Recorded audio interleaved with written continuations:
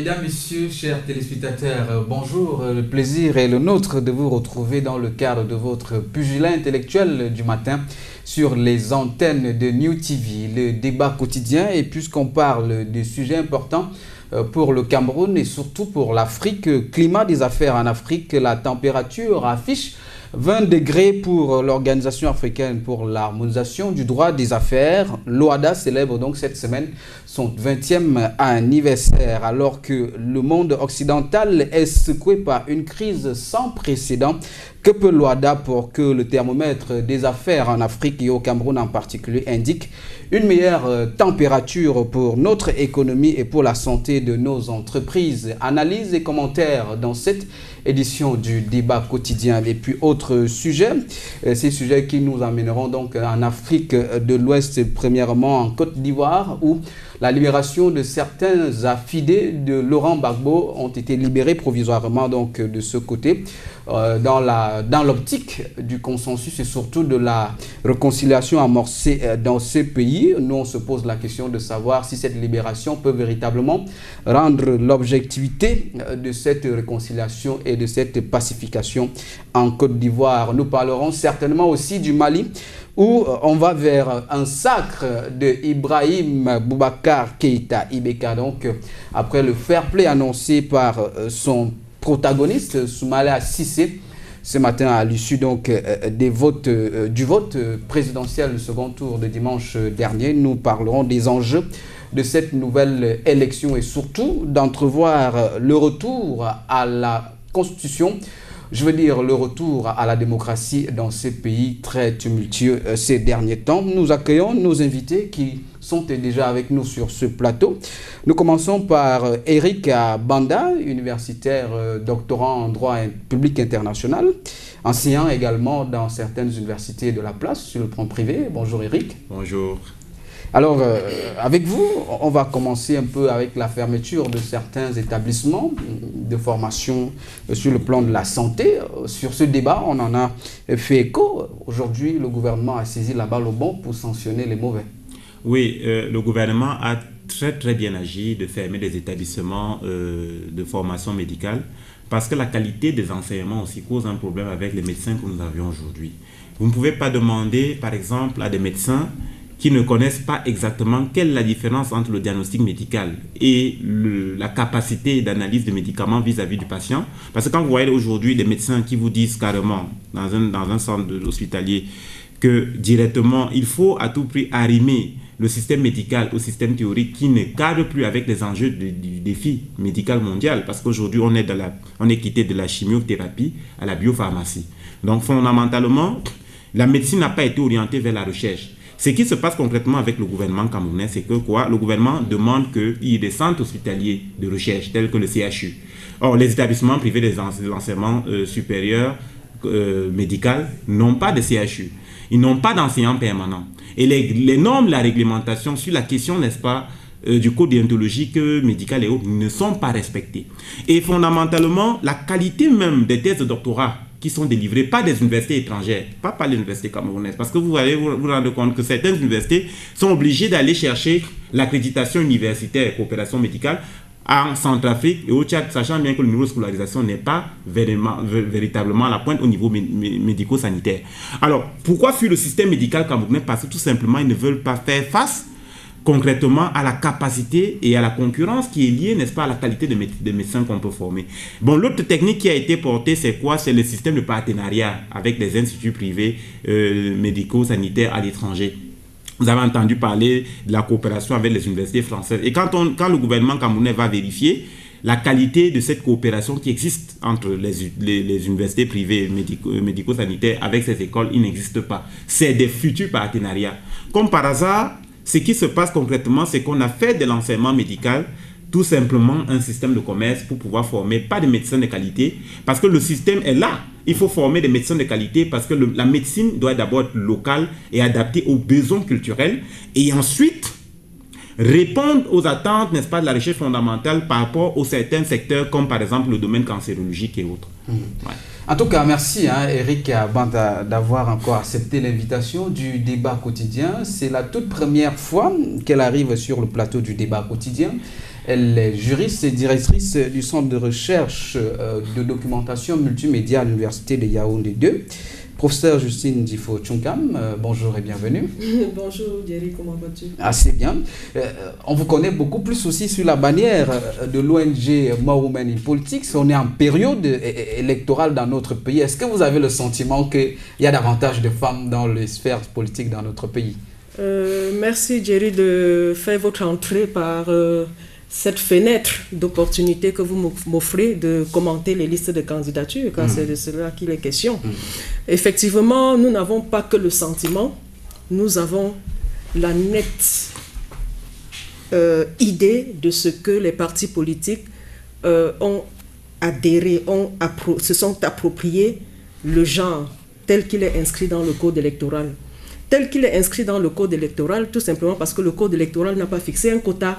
Donc, il suffit du minimum syndical, c'est-à-dire une femme sur une liste de je ne sais combien pour que la liste en question passe.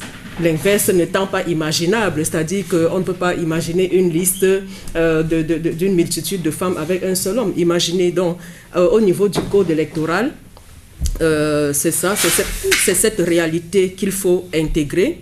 Maintenant, nous ne pouvons pas manquer de dire que les partis politiques, en commençant par celui qui est au pouvoir, parce que c'est lui qui doit impulser le changement et la transformation, c'est lui qui a le pouvoir de la décision aujourd'hui, le parti qui est au pouvoir a décidé d'aligner au moins 30% de femmes sur les listes de candidatures.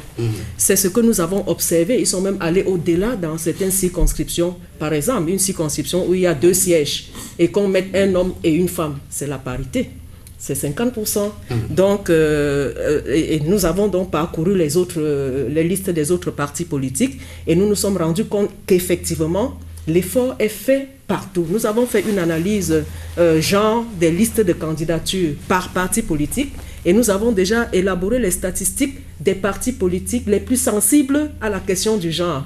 Nous allons livrer ce résultat incessamment et voilà, c'était ça pour répondre à votre question. Voilà, on voit bien le satisfecit de celles qui militent pour l'adhésion, l'implication des femmes dans le microcosme politique camerounais. L'autre invité, il est parmi nous, il est journaliste, directeur de publication du journal Visage du Cameroun, également une notabilité. Sa Majesté Léonard Fandja, bonjour. Bonjour Thierry et bonjour à nos téléspectateurs. Je voulais d'abord présenter des excuses pour le retard que j'accuse. Retard dû, évidemment, nous sommes victimes de la politique menée par nos dirigeants parce que nous réalisons chaque jour davantage que ceux qui nous dirigent n'ont pas de la vision. Parce qu'en 30 ans, à Yaoundé, on n'a pas pu alléger la souffrance des populations chaque fois qu'on accueille un hôte de marque.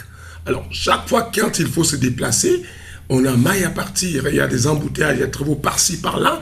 Et je vous avoue qu'à un moment, j'avais décidé que je ne prendrais jamais de moto à Yaoundé. Mais parfois, je suis obligé de la voiture, prendre la moto, parce que par contrainte de temps. Alors, c'est ce qui explique mon retard ce matin. Voilà. Et je voulais dire bonjour une fois. On vous en excuse, et bien évidemment. Avec vous, on va commencer avec l'ouverture des audiences sur le contentieux préélectoral. La Chambre administrative dit être peut-être débordée par le nombre de recours et le délai serait un peu court en écoutant sur la radio nationale ce matin le président de cette chambre-là. Oui, c'est évident. Et nous ne sommes pas surpris. On a vu l'engouement des gens aller aux élections. On a vu aussi comment les autres se sont... même à l'intérieur du parti au pouvoir, il y a une certaine effervescence et les gens s'en prennent à eux-mêmes. Les gens font des recours contre leur propre parti. Et ce n'est pas l'apanage du seul parti au pouvoir, évidemment. Et il faut dire que cela démontre une fois de plus que les gens s'intéressent de plus en plus à la chose politique au Cameroun et sont soucieux de faire entendre leur voix. Eric, on n'est pas encore au débat, mais vous pouvez ajouter juste... Oui, je voudrais réagir pour faire comprendre que le malaise de la classe politique camerounaise est un problème de militants de décret et des militants, justement, d'irresponsables. Parce que vous allez vous rendre compte que ce soit dans le parti au pouvoir, et que ce soit dans l'opposition. Et dans l'opposition, c'est même encore pire. Le système où aujourd'hui, on a inféodé le concept familial, n'est-ce pas, de la gestion des affaires. On voit le président est maire et la femme est députée quelque part. Et c'est ce qui amène le schisme au sein du parti. Le malheur du parti au pouvoir, c'est qu'à un moment, les militants de base qui ont œuvré pendant longtemps ont souhaité bel et bien avoir leur récompense dans la carrière politique afin de pouvoir être investis. Alors, il s'est posé un problème, c'est qu'au niveau du comité, au niveau du bureau politique, on a coupé les échelons, on a placé les militants de décret. Et ces militants de décret, justement, ne connaissent véritablement même pas leur base. C'est pour ça que le ministre de la communication, qui est un membre influent du RDP, c'est à Douala, pour éteindre le feu, justement, au sein de la classe politique du pouvoir.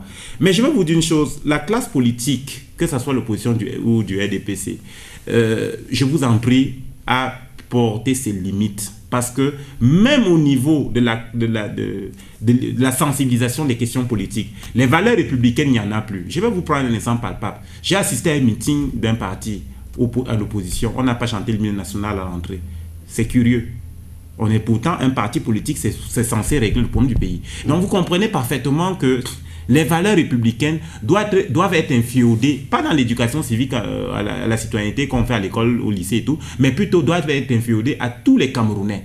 Et c'est pour ça que le professeur Touna Mama, à un moment, a porté ce qu'on appelle un séminaire sur la campagne nationale de vulgarisation, n'est-ce pas, l'éducation civique. Parce que le véritable problème est cette question-là, ce malaise. Il est bien beau de dire le parti au pouvoir a fait ceci, mais quand vous dites que le parti au pouvoir a fait ceci, le parti au pouvoir a partagé le pouvoir pendant 30 ans avec l'opposition. Et on a vu les ministres de l'opposition être membres du gouvernement. Donc ce qui veut dire que les responsabilités sont complètement partagées. Et je pense que ce qui est bien avec le RDPC concrètement, il faut se dire les vérités. Le RDPC reconnaît ses limites. Le RDPC reconnaît ses erreurs. C'est pour ça que la plupart de ces cadres, non, ces cadres sont en prison. Je n'ai pas vu un cadre de l'opposition faire un tour en prison pour détournement des fonds publics. Voilà, merci. Ils ont volé. Il y en a qui ont volé. On n'est pas encore, le débat n'est pas sur le RDPC. Le temps donc de prendre une courte pause et de retrouver les 20 ans de l'OHADA pour comprendre ce que peut l'OHADA pour l'économie et surtout les entreprises camerounaises. A tout de suite pour le débat.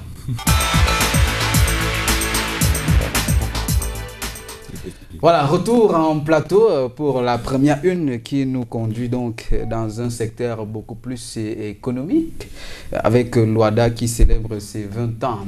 Et on va dire, professeur Justine Difo, l'OHADA, peu très connu des Camerounais. On veut savoir c'est quoi l'OHADA. D'accord, merci Jerry de poser cette question. Je vais commencer par rectifier une petite chose, c'est que l'OHADA fête son 20e anniversaire en réalité le 17 octobre. Parce que c'est le 17 octobre 1993 à Port-Louis, en île Maurice, que le traité instituant l'Organisation pour l'harmonisation en Afrique du droit des affaires a été signé. Alors, ce que nous faisons demain au Cameroun, c'est la conférence de presse de lancement de la communication sur cette célébration que nous répercutons au Cameroun entre le 22 et le 26 octobre. Donc, la semaine de l'OHADA, ce n'est pas cette semaine, c'est du 22 au 26 octobre 2013 au Palais des Congrès de Yaoundé. Maintenant, je suis également contente que vous ayez dit nous abordons une question économique parce que pendant longtemps, pendant 20 ans, le droit OHADA a été perçu comme un droit qui assure l'intégration juridique. Au départ, c'est ça. L'intégration juridique parce que du fait de la mondialisation et donc des regroupements régionaux, les pays africains qui étaient complètement en morceaux, je vais le dire ainsi en langage simplifié pour que les Camerounais me comprennent, chaque pays avait son droit commercial, chaque pays avait son droit des sociétés, chaque pays avait son droit de sûreté, chaque pays avait son droit de transport et ce n'était pas quelque chose de nature à encourager l'investisseur qui vient s'établir en Afrique. Et du coup, dans le courant de la mondialisation, c'était un facteur déstabilisant qui n'était pas de nature à inciter les investisseurs étrangers à venir s'installer dans un secteur, dans un continent si insécure finalement. Donc vous voyez, quand la loi est disparate, on ne peut pas la prévoir. Donc le droit OHADA est venu comme ce droit que les États africains, ils étaient 16 jusqu'à il y a quelques mois, aujourd'hui sont 17 avec l'adhésion de la RDC, les États africains donc ont décidé d'élaborer un outil juridique qu'ils vont mettre au service de l'économie pour la création d'un pôle de développement économique en Afrique. Voyez-vous, lorsque un investisseur arrive, il sait que au Cameroun, lorsqu'il va s'établir, s'il a des filiales en RCA, au Sénégal, en Guinée équatoriale, la même loi va lui être appliquée. Il n'y aura pas de balbutiement à aller chercher la loi applicable à la création des entreprises. En cas de conflit, la loi applicable aux différents. Alors, c'est un élément de sécurité juridique. Donc, les disparités législatives ont cédé la place à la sécurité juridique, à l'unicité du droit applicable. Et évidemment, au plan judiciaire, il était reproché à nos juridictions étatiques d'être un peu, disons-le, comme il a été diagnostiqué, d'être anachronique. C'est-à-dire que le vieillissement de l'appareil judiciaire en Afrique, l'impartialité des juges, et ce qui a fait qu'à côté d'une loi commune, on a également créé une institution judiciaire commune. C'est la Cour commune de justice et de l'arbitrage. Vous voyez ? Donc, il y a cette juridiction supra-étatique qui est placée au-dessus de l'influence des États partis. Et ça rassure une fois de plus l'investisseur qui vient en se disant « Ah, si j'ai une affaire au tribunal, souvenez-vous de la fameuse affaire Remsa contre Sitaba, où à l'issue du procès, on se rend bien compte que les juges camerounais ont largement et copieusement pris parti pour Sitaba parce que c'est un investisseur camerounais, tous les faits démontrant le contraire. Alors, ce sont des faits qui ne concouraient pas à encourager les investissements dans nos États. Aujourd'hui, avec cet instrument, nous évoluons vers l'appropriation de cet instrument véritablement par les acteurs économiques. Je m'explique. Pendant 20 ans, quand on disait célébration de l'OHADA, appropriation de l'OHADA, c'était dans les amphithéâtres, c'était dans les ministères. On a écrit le droit OHADA pendant 20 ans. Aujourd'hui, nous voulons le porter des amphithéâtres pour l'amener sur la place des affaires. Et c'est pour cela que le JICAM, la PECAM, l'association professionnelle des établissements de crédit, la MECAM, toutes les organisations patronales, les chambres consulaires sont invitées à se mettre ensemble pendant 4 jours pour examiner ce droit et pour nous dire quel est le niveau d'appropriation de ce droit. Eric Kabanda, on parle de droit des affaires en Afrique, on parle également de crise économique sur le plan mondial. Le climat des affaires au Cameroun, on va prendre le cas du Cameroun, est-ce que vous avez le sentiment qu'en 20 ans, le droit OHADA a véritablement assaini, a permis de mettre cette sécurité juridique pour le climat des affaires dans notre pays? J'aurais une autre grille d'analyse par rapport à la question de l'acte OHADA. Vous savez que l'environnement des affaires mondiales, cet environnement est beaucoup plus basé sur le système de la common law. Il faut comprendre un enjeu qui se pose, c'est que comment se passe la question des législations en matière de sécurisation des affaires. C'est ce qu'on appelle les normes d'harmonisation de droit international privé.